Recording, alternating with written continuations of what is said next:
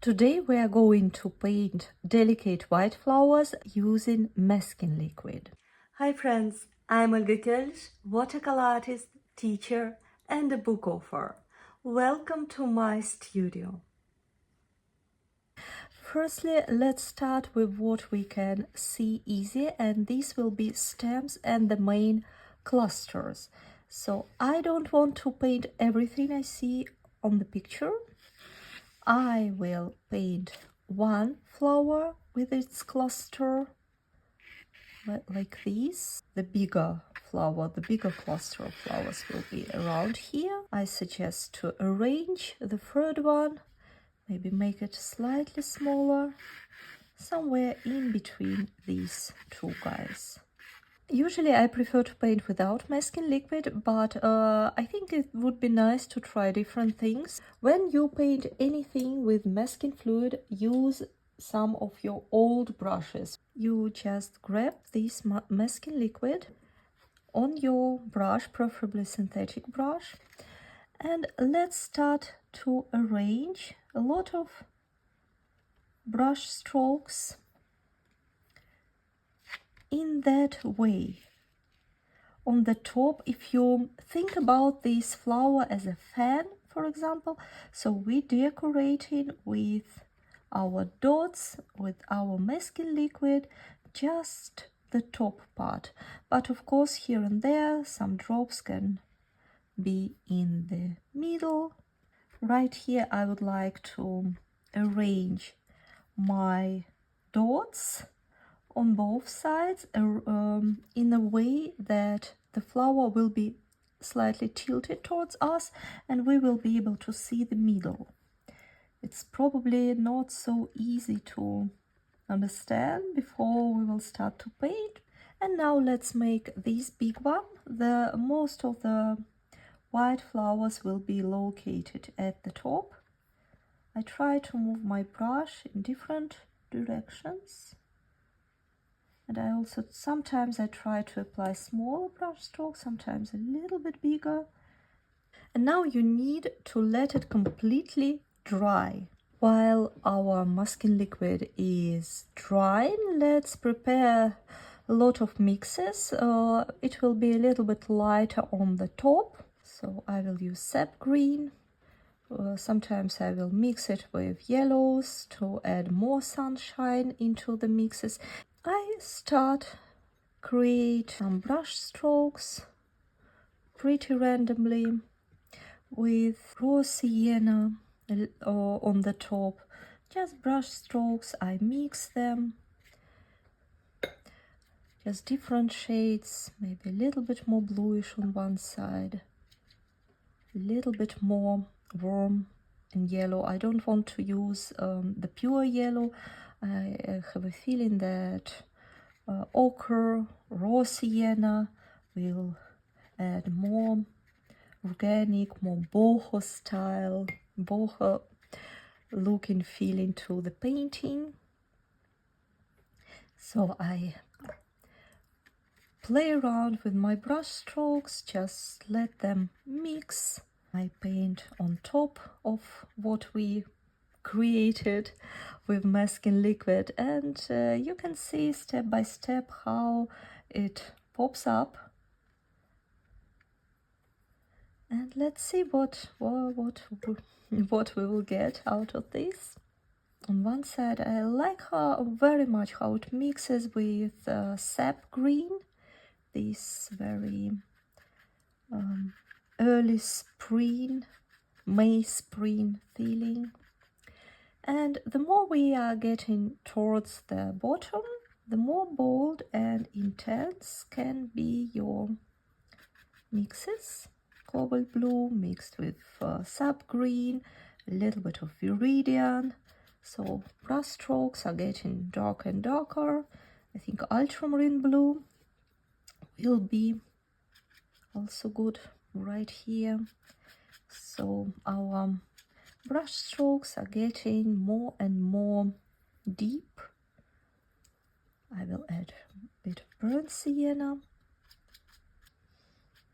Just sometimes sliding, mixing that everything with water on my brush. I keep thinking where stems are located, so I can paint a little bit around the stems area, like this. Couple of deeper, darker brush strokes on the top to make it a little bit more three-dimensional.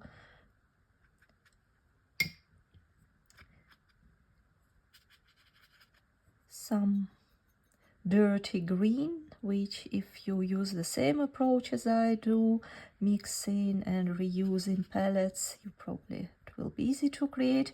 If not, try to mix Viridian with burnt sienna and in different proportions, and together with ultramarine blue, it will help you to create nice earthy mixes.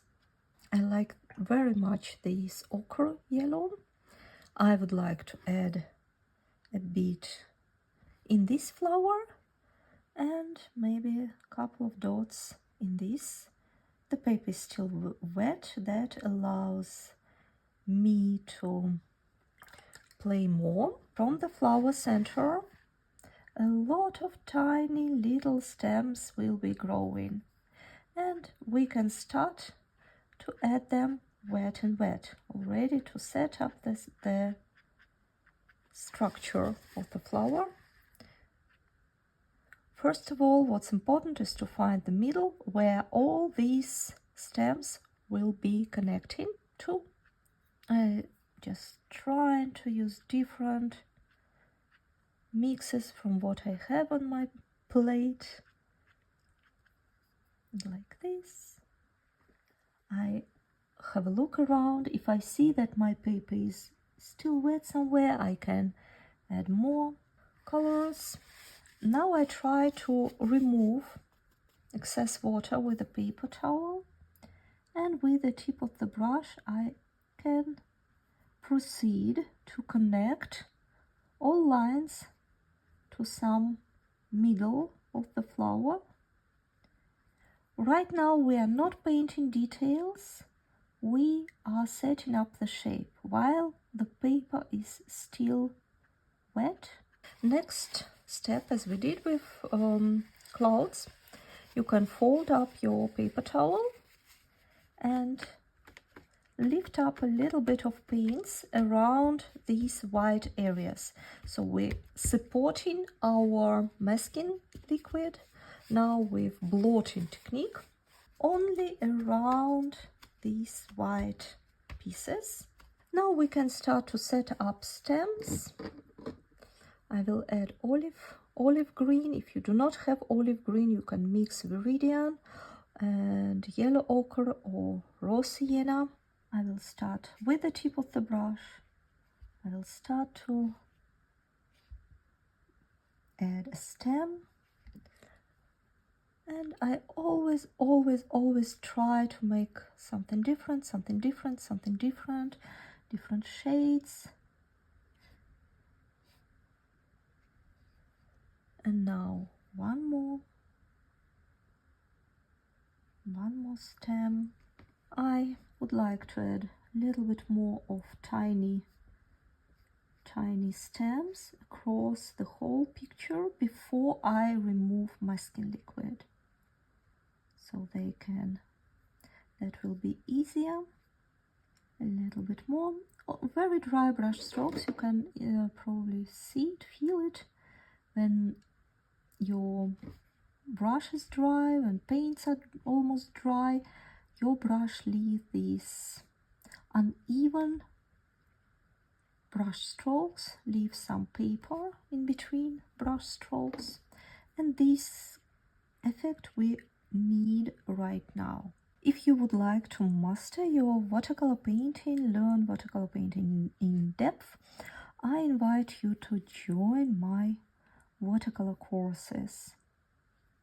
You will find the link in the description. Now I can play around also with this part, add another stem, another flower, This one on the top will be slightly lighter because it's on the top. It has more of sunshine, so I can add a couple of details. But remember, these two are not in our focus, therefore no need to overthink the details around here. I hold my brush on the top. That makes brush strokes more spontaneous, less control. Sometimes it feels scary to let it go, to lose the control, but that's how we will learn. Something like this. Now let's remove the masking liquid. Masking liquid tends to go inside the fibers of the paper, so you should not leave it for too long time. All white spots popped up, and of course you can leave it like it is, but I suggest to add a couple of details. I prepare a relatively bold mix of dusty green color, and with the tip of the brush I try to add more of dry brush strokes to connect more of these clusters, to work on the middle a little bit more, make it darker, really darker. I will mix my Viridian with burnt sienna. What's important that this connection point is very bright, pretty evident. Same with the top one, connection point. Let's make it even darker with the help of ultramarine blue.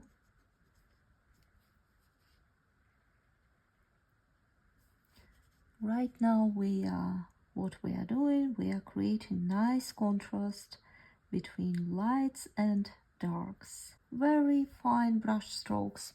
For having more control on your brush, you need to hold your brush close to the hairy part.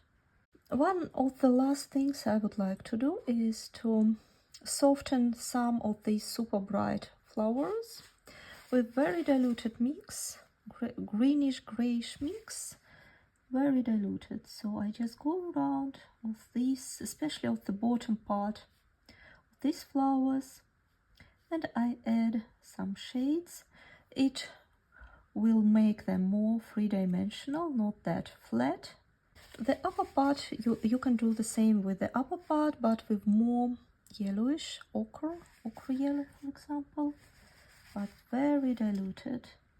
So this is more green part, so I would like to add more yellowish brush strokes. And this is more yellowish, therefore I will add more green, but very diluted.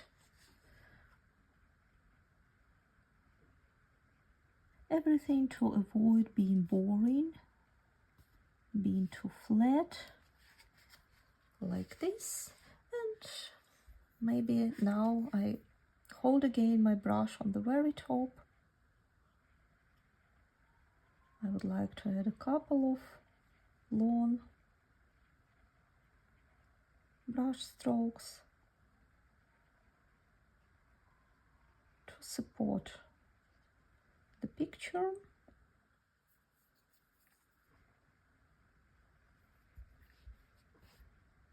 Right here I noticed that I missed the feeling of the middle, so I mix something bold, dark bold, try to emphasize this middle part. How big difference adds this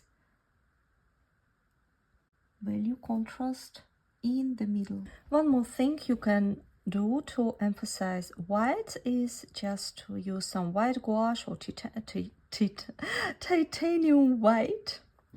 I will just add the drop of titanium white right in the middle of my greens, because that will make it more neutral, not so white. And with the tip of the brush I can have a look around and add some tinier details.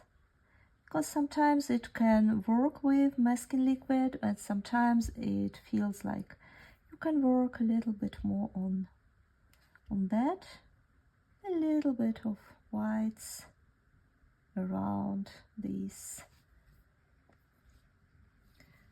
flowers, these clusters, just a couple of them. And what I like to do is to use different shades, because flowers are turning their different size to the sunshine. It reflects also a lot of reflects colors from greens, from leaves. Therefore, it all feels very different. And now our delicate white flowers are ready. Thank you so much for painting with me. I hope you enjoyed the process. Please let me know in comments what would you like to paint next. And see you soon. Bye bye.